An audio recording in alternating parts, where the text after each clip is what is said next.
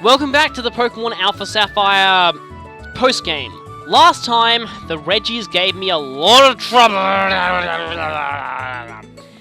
This time, they're likely still going to give me a lot of trouble because we're going to have to track down the master of the Regis. And for this... Well, firstly, let's check out... Regirock is there. Gentle nature. Ugh, that's actually really bad, I think. Yes, that is minus defense plus special defense. Blah. One of the never useful under any circumstances natures, and Quiet is not bad. Plus special attack minus speed. That's not too bad. But yeah. What we want to do here, though, is we need to clean up our party a little bit. Let's get Rayquaza out. I'll just show the bottom screen for this. We no longer need Relicanth and Wailord, so we can put those two away. We will need a Surfer, though, so I will have to take Tuba. And what we need to do is we need to grab all three of the Regis and put them into our party. So we've got the three Regis here. But I'll go ahead and put Regice first, because Regice has something special involving it. So, making sure that we have all three of the Regis, what we need to do is talk to a certain girl here who actually explains part of the story of how to get Regigigas every day, I think. Oh, I know. Wrong house. I know it's one of the houses. I just forget which one it is. Is this the right house?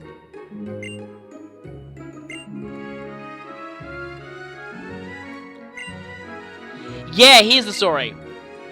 This huge Pokemon sometimes visits our region, but you'll need to have something cold to meet it. Ice cream, maybe? Okay, yes, that is a good hint. So, this is incredibly bizarre, but what you actually need to do is you need to have Regice holding a cold-related item. The most obvious is the Castelia Cone. So, let's go ahead and give one of those to Regice. Now, I'm pretty sure that you actually get... no, I didn't mean use it, I meant actually hold it. Give to Regice. Yeah, so I think you can only get these from contest fans outside of the first two you get from the Trick House, so try to hold on to the two you get from the Trick House because they're quite rare.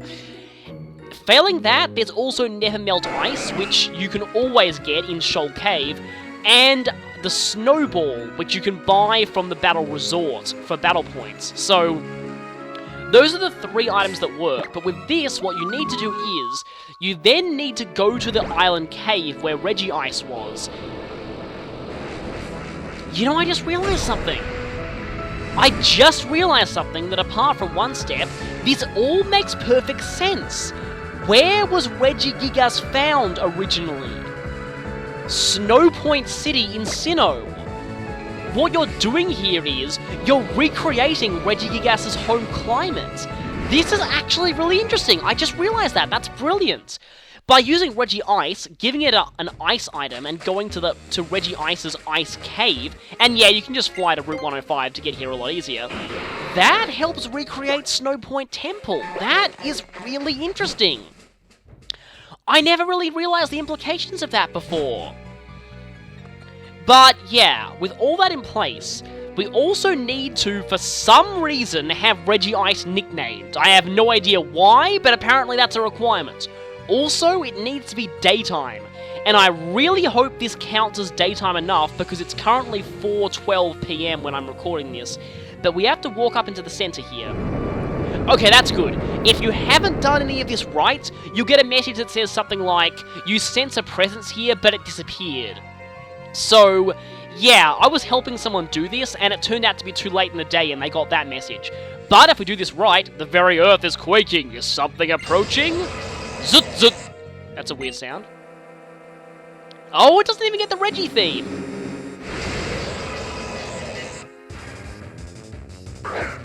It gets the Sinnoh legendary theme. That's actually quite annoying. But anyway, Regigigas can't get it going because of its slow start. Funny how the PBR announcer actually had a specific voice clip for that ability. But yes, Regigigas is very, very unique. For one, being the master of a legendary trio introduced in an earlier generation. Regigigas was introduced in Gen 4, the main Regis were introduced in Gen 3, but also for its ability. Regigigas is much like Slacking, it has ridiculously high stats, but it has an ability that for the first 5 turns, its attack and speed are halved. So that is extremely hindering, and for the most part, yeah, here's the other thing. The counter resets if Regigigas switches out, so for the most part, Regigigas is actually considered mostly useless simply because of that ability.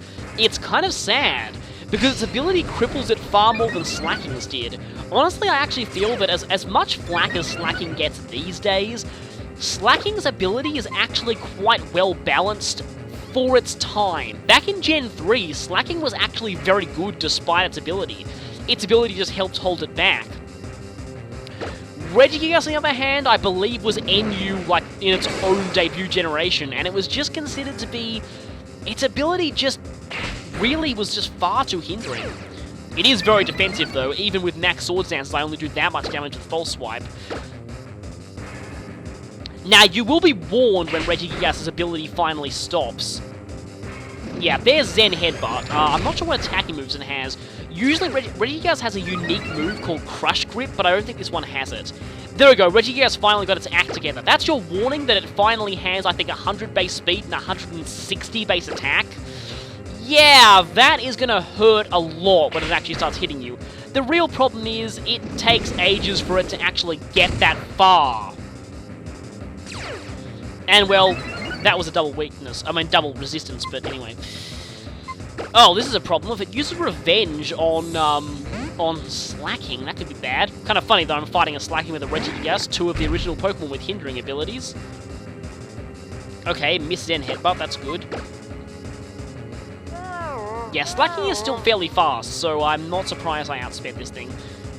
Yeah, it's kind of weird. For some reason it has Foresight. I don't know why, but it does. Wide Guard is useful, and I mean, in general, Regigigas is a lot better in doubles and triples than it is in singles, because there, you can at least help get rid of its ability with Gastro Acid, Mummy, or Skill Swap, and it can support the team with Wide Guard. Regigigas is not actually that bad in doubles and triples. I once considered doing a strategy where I would have a Lilligant on a Sun team, have a Lilligant use Entrainment to change Regigigas' ability to Chlorophyll, thereby not only getting rid of its bad ability, but giving it a very, very good one, Chlorophyll on a Sun team. I never really got around to actually doing that, but it would have been funny if I'd actually managed to pull it off. Now, I only have 17 Timer Balls, so I really hope that Regigigas is more cooperative than its brethren. But yeah, as I said, the original legend seems to be, in the first cave, seems to be referring to Regigigas. As you can see on Regigigas, it has on its chest 2 grey circles, 2 blue and 2 orangey, sort of brown, and they seem to represent Regirock, Regice, and Registeel. But yeah, ironically, those 3 are a bit more useful than it. Are you serious? Are you serious?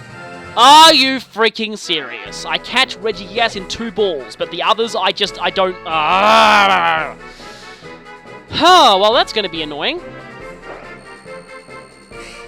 Anyway, we have Regigigas, the colossal Pokemon, which makes you think of someone climbing up of it and stabbing it in places. That would actually be kind of cool. This is an enduring legend. There is an enduring legend that says this Pokemon coat continents with ropes. That is, I think, a reference to an old, actual legend from the real world, but I'm not sure exactly which. But yeah, it has a much more lackluster Pokedex description, only because it's a Gen 4 Pokemon. I really liked how Gen 3 Pokemon had such really in-depth Pokedex descriptions. It's like, they kind of stopped that in later generations, which was annoying. But we now have Regigigas. And with that, we have officially finished up the Regi quest for good. But, as long as we're hunting down legendaries, I think there's one more that we can go after. Though first, I'm going to go ahead and, first I'm going to go ahead and, check out the stats of Regigigas.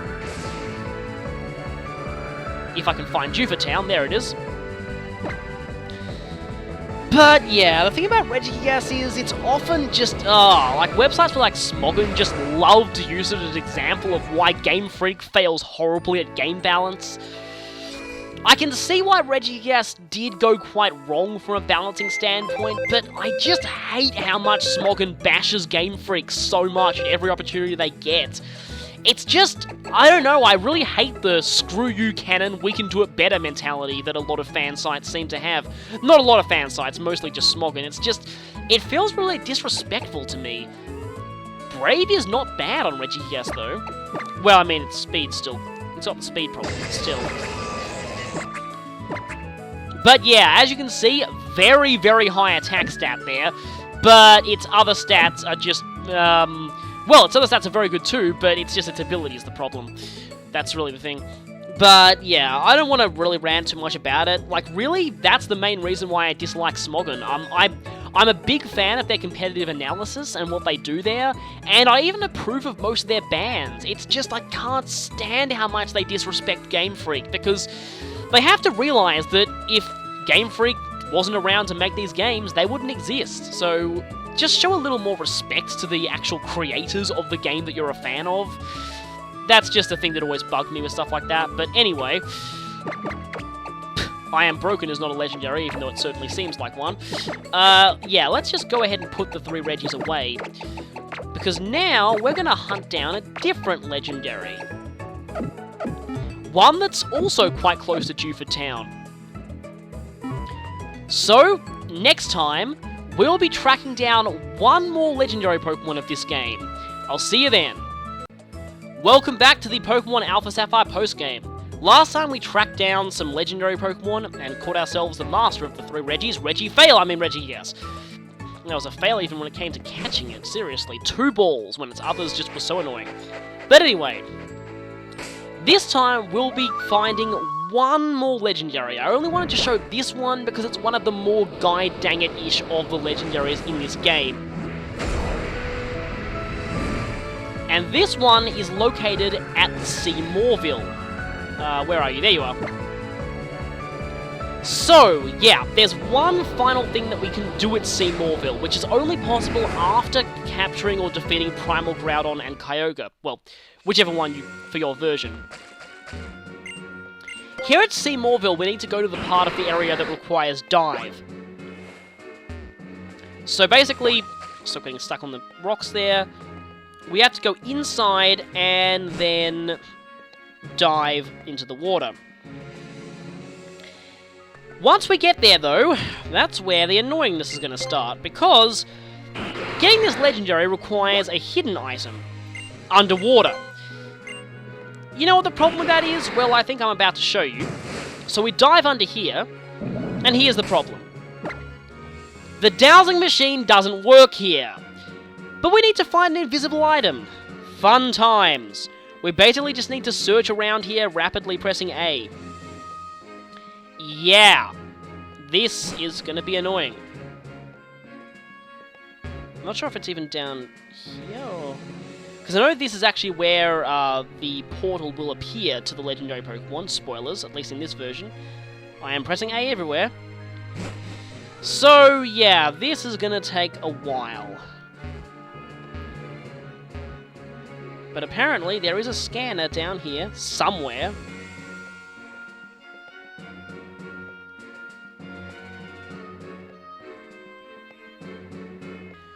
Okay, apparently the scanner is in the basement area, so yes, I was onto the right idea, and it's apparently somewhere around here.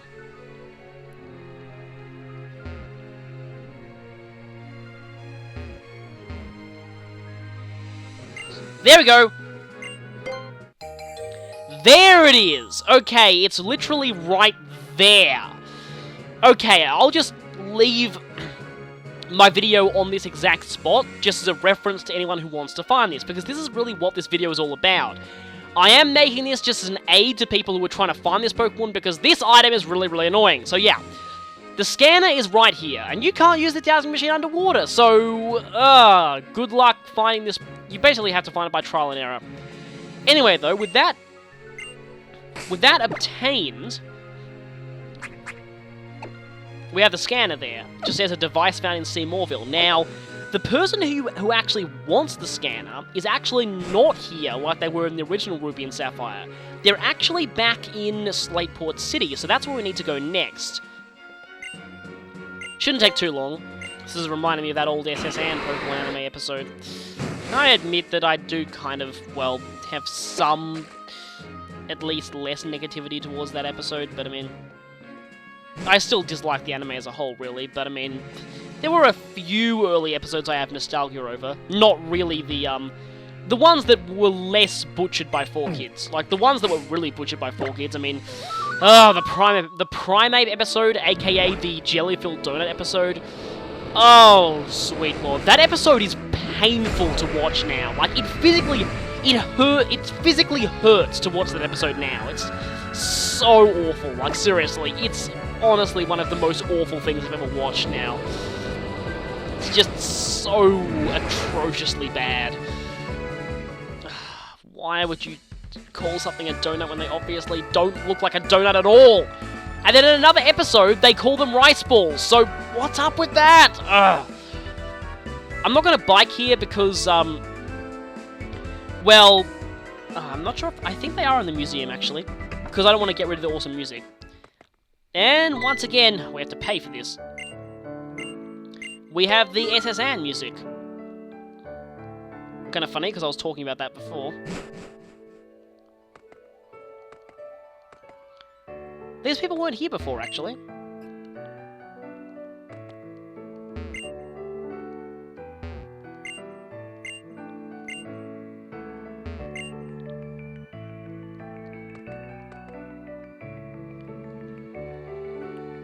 Wait, he's not here, is he?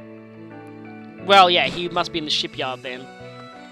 But at least we got to hear this music. Oh yeah, and I actually don't think these people were here the first time. Oh wait, I think that they were, actually. But again, yes, that is actually the SSN music from the original Red and Blue. And speaking of which, for all those people who seem to be saying Kanto confirmed from all the supposed references in this game, remember that Fire Red and Leaf Green happened back at the time of the original Ruby and Sapphire, and a lot of the lines are retained from that game. So, basically, yeah, Kanto confirmed? Sorry, but that was 12 years ago. I highly doubt they would remake Kanto again, and I really, really don't want them to. Not only do I hate Gen 1ers, but, just that, well, we don't need to remake Kanto. We've already remade Kanto's region twice.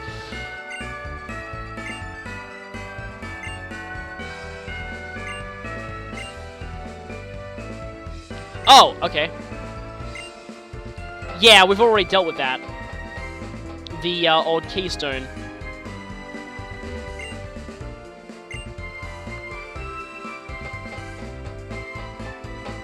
Is he at the dock then? I think he actually is. But yeah, at least we got to hear about the old keystone. Still.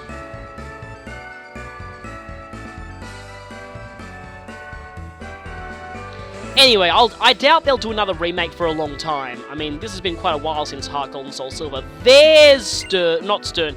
Yeah, there he is. Yeah, so basically we need the scanner. And by giving this to him, he gives us this bell. Now, you get the tidal bell in Alpha Sapphire and the clear bell in Omega Ruby. You might recognize these items from Heart Gold and Soul Silver. Yeah, they figure in old legends in the Johto region. Oh, so his family were related to the Kimono Girls. That's interesting. Yeah.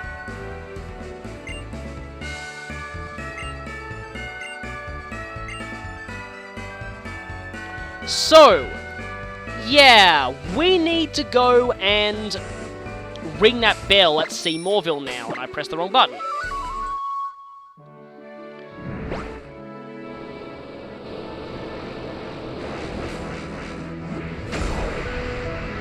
And with this done, that's pretty much all we need to do to find the legendary of our version.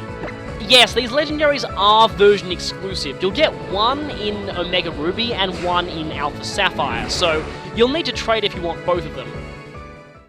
But unlike the others, the other version exclusive legendaries, I mean, like Dialga and Palkia and Reshiram and Zekrom, there is no legendary that requires both of them to unlock. You only need one of them to actually get a certain set of other legendaries. You don't actually need both, so yeah, getting both is really only for bragging rights. Now, yes, in Omega Ruby, here would be where you would use the bell, but in Alpha Sapphire, we actually have to go deep into the depths again. So, time to dive.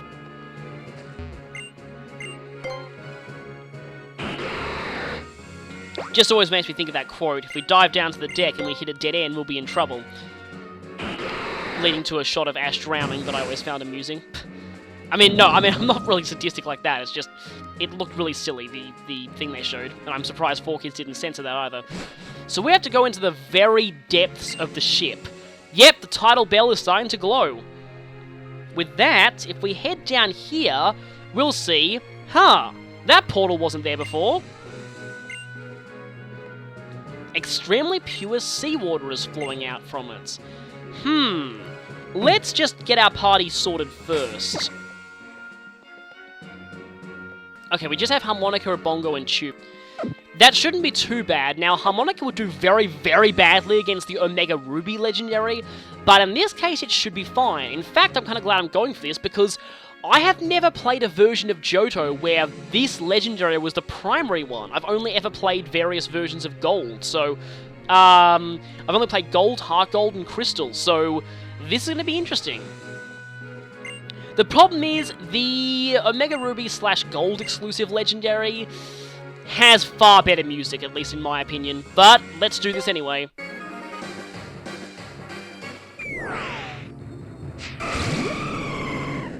Suddenly, a Lugia came out of a hole.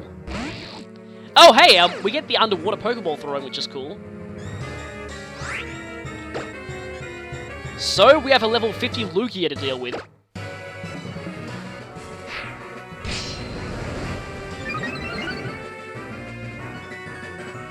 Oh crap, that's bad! That hurts more the more your stats are raised. Normally that does pathetic damage, but the more stat boost you have, the more that hurts. That could be really problematic, I just realized. I might start going for False Swipe now, actually. Lugia is very, very defensive, and I mean very defensive. It has Hydro Pump, but weirdly enough, it's not a water type, despite often being described as the beast of the sea and often being associated with water and whirlpools. Lugia is Psychic Flying. I always found this very, very weird. I don't know. I mean, this was back in the generations where Psychic was the most common type for legendary Pokemon ever. And the music is already starting to repeat. See, here's the thing, like, it's not that this theme is bad, it's just that Ho's theme has character to it. It sort of sounds... Oh, great. Yeah, Aeroblast, that is flying type, and it's going to do massive, massive damage to me because of that.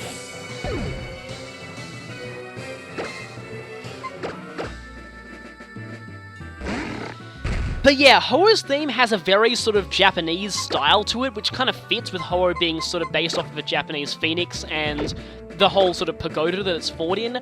Ho-Oh's theme, again, like I said, has character to it. Lugia's just sounds like a generic monster theme. It's just like, yeah, I mean, it sounds ominous and stuff, but, I mean, there's nothing that really screams like Lugia personally about this theme. Like, honestly, I thought this theme would work better for Mewtwo than it did for Lugia. It just kind of never really felt unique enough. Like, I don't know, it's just, I didn't really like this one. And here's the annoying thing, like, okay, as much as I hate the anime with a massive passion, Lugia's song in the movie, and of course, you use Aeroblast the turn I switch out. Brilliant. Aeroblast also has high critical hit ratio, so, should I take a gamble and start Swords Dancing again? I might as well. But yeah, Lugia's song from the second Pokemon movie is amazing. And really, I know that the anime and games have totally separate continuities. This is literally the one point where I would want them to maybe merge them a little bit and actually give Lugia a remix of the song from the movie as its battle theme, because that would have actually sounded really cool. But unfortunately, that wasn't possible, and instead we got this very, very generic sounding Lugia theme that is just not characterful enough, at least to me. Yeah, I like Ho-Oh's theme much, much better. Speaking of which, though, the themes for these legendaries actually are available as songs that you can use on Wi-Fi battles. So, because of that, Omega Ruby and Alpha Sapphire have an enormous number of songs, like about 25, or 24, I think it was, due to the huge number of legendary battle themes in this game, most of them taken from previous generations. Well, I think we've revealed Lugia's entire moveset now. But now that it's down to 1 HP, we can safely yawn it and let the failure to catch it montage begin, basically. But yeah, Lugia has Rain Dance in contrast to Ho-Oh's Sunny Day. Rain Dance doesn't benefit Lugia nearly as much as Sunny Day benefits Ho-Oh, though, because Lugia is not a water type. Again, like, I still don't know what is up with Lugia's typing. I really don't think they really kind of had a real thing going with the Legendaries originally. Like, it's just Lugia being... Okay, I thought I was going to catch first try for a moment. It's just, like, oh, Lugia associated with water, and yet it is psychic flying. Like, just... And it was also really weird, because when I first saw Lugia, back when Gold and Silver was still new, and when I was still growing up with them, I always thought Lugia would be Steel-type, because I thought, you know, if you've got new types, why not make one of the new Legendaries one of those new types? I mean, X and Y did that with Xerneas, Xerneas being Fairy-type, so... When I saw Lugia, I always thought, it's going to be Steel-type. But no, it wasn't. It was Psychic, which I never thought would be the case. Yeah, nowadays Dragon is by far the most common type among Legendaries, but back in the original days of Pokemon, it was Psychic by far. And I knew it would wake up. Yeah, one turn too early for that Rain Dance there, Lugia. Funny that you didn't want to set this up before, but now you kind of do want to set this up. But yeah, I have not actually played the Silver version, so I haven't actually played a version of Johto where Lugia is the main legendary. Unlike a lot of other, a lot of later Pokemon games, the two legendaries of Gold and Silver were not actually version exclusive. You could get the other one, but not until much later in the game. Although, due to the lack of a move relearner in those games, there were no heart scales, no move reminder except for Pokemon Stadium. Stadium 2, I think. You had to win through all of Stadium 2, and then you get the option to reteach one move on one of your Pokemon. Yeah, that's a lot of hoops to jump through just to relearn moves, but that was what you had to do. Because of this, effectively speaking, while Ho and Lugia were not version exclusive, their signature moves were. Basically, the Lugia you would catch in Gold was of too high a level to know Aeroblast, so without the move relearner from Pokemon Stadium, you actually could not get a Lugia with Aeroblast in Gold, and conversely, you couldn't get a Ho with Sacred Fire in Silver. So, that was interesting. Like, while Ho and Lugia were not version exclusive, their signature moves actually were. This was not true on Crystal. I'm pretty sure on Crystal both of them came with their signature moves. I mean, it's a good thing too, because Sacred Fire is an amazingly good move. And again, the weird thing was they kept it physical, they made it physical in the generation shift, which doesn't make much sense, but it makes sense for Ho-Oh's stats, so I'm kind of glad they gave it that. Also, Entei can now learn Sacred Fire. One of the Battle Chatelaines in X and Y originally used an Entei that had Sacred Fire, and that got people to yell, "Oh, cheater, cheater, cheater, cheater, cheater," until Pokemon Bank came out after ages, and people imported their Enteis and realized, oh yeah, Entei actually does legitimately get Sacred Fire now. That's interesting. But yeah, for some reason this Pokemon isn't annoying me nearly as much as the Regis did, because, I don't know, I mean, I've got a lot of things to talk about with Lugia. Lugia's pretty cool, I kind of like it. Of course, back in the day, I always insisted on using offensive Lugia, because I really had no idea how to use it properly, so I was just like, oh, I'm just going to use my offensive Lugia, because Lugia is just so legendary and so uber powerful and stuff. I mean, to be fair, Aeroblast is a fantastically good move on a Pokemon with better attacking stats than Lugia, but still. Yeah, anyway, Lugia was caught just when I ran out of things to say. So, excellent. And Harmonica is now level 70. And we have Lugia's Pokedex data. So, here it is. Its cry was always kind of interesting to me.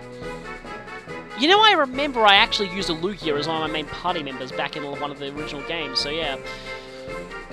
I don't know why, but I actually still really like Lugia. It's just interesting to me. Lugia's wings pack devastating power. A light fluttering of its wings can blow apart regular houses. That must explain Aeroblast's high critical hit chance. As a result, this Pokemon chooses to live out of sight deep under the sea. Oh, that's why. Not because it's actually water type or anything. No, because it's actually not a water type. And I don't want to nickname it. I forget, was Lugia voiced by Dan Green in the movie? I don't think it was, but anyway. With that done, this portal is showing no response. So, I think it's time to get out of here and take a look at Lugia, and I will in fact be turning off without saving because I want a soft reset for a good Lugia later. You never know when I might need one. There are some Wi-Fi competitions that allow Ubers. I mean, I think those are somewhat interesting, but yeah, that means they'd allow Mega Rayquaza, so you'd have to really be... Yeah, that would be annoying. Just realized that. But yeah, I'm kind of glad they limited it to 2 Ubers per team, but still. Oh yeah, by the way, something that I actually want to mention, when I say Uber, I always refer to the official Game Freak definition of Uber, as in the legendary Pokemon that are banned in Battle Maison and stuff like that, not the Smogon definition of Uber. The Smogon Ubers I like to call just broken. Yeah, because they are. They're the Pokemon that weren't intended to be overpowered, but actually were. And by the way, I actually do consider Black Kyurem to be Uber, so yeah. I mean, I can understand sort of why they'd allow it in Smogon OU, but I just don't really approve of that. I think it's a bit stupid. It just doesn't really feel right. I mean, it might be right from a game balance standpoint, but just thematically speaking, it just doesn't make sense to have one of those things that's normally banned there. But anyway, oh, Lugia's actually in our party. That's weird. Naughty nature. Actually, that's terrible. That is really terrible, because that's plus the stat that we don't use, and minus the stat that we really, really need. But at least we can check Aeroblast. Aeroblast is a very, very cool move. 100 base power, critical hit, high critical hit ratio, flying type, which is a really good type right now. The only problem with it is the 95% accuracy. Palkia's Spatial Rend is basically just a reskinned version of Aeroblast. As a signature move, though, I don't think it's quite as good as Sacred Fire. But, I mean, that thing has a 50% burn rate, which is just insane. But anyway, we've now caught Lugia. And that is all for the legendaries that I plan on actually showing on video. Because, let's be honest, do you really want to sit through me throwing hundreds of balls at, like, 30 other legendaries? Really? I didn't think so.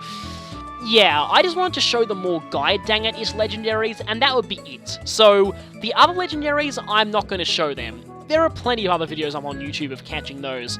It just would be way too repetitive overall. Although, one thing that I will say before I close off is that, remember how I said that some other Pokemon get unlocked by having either Ho-Oh or Lugia? You don't need both, you just need one of them. Those are the 3 legendary dogs, Suicune, Raikou, and Entei. Or legendary beasts, or whatever you want to call them. But yes, those 3 will appear if you have either Ho-Oh or Lugia in your party. And so, yeah, with that caught, you can now start going after those Pokemon. But, yeah, I'll do that off camera. Next time, we will finally be doing the Elite Four rematches. And after that, there's only 2 more things that I want to show in the game. So, this is nearing its end. Look forward to it. I'll see you next time.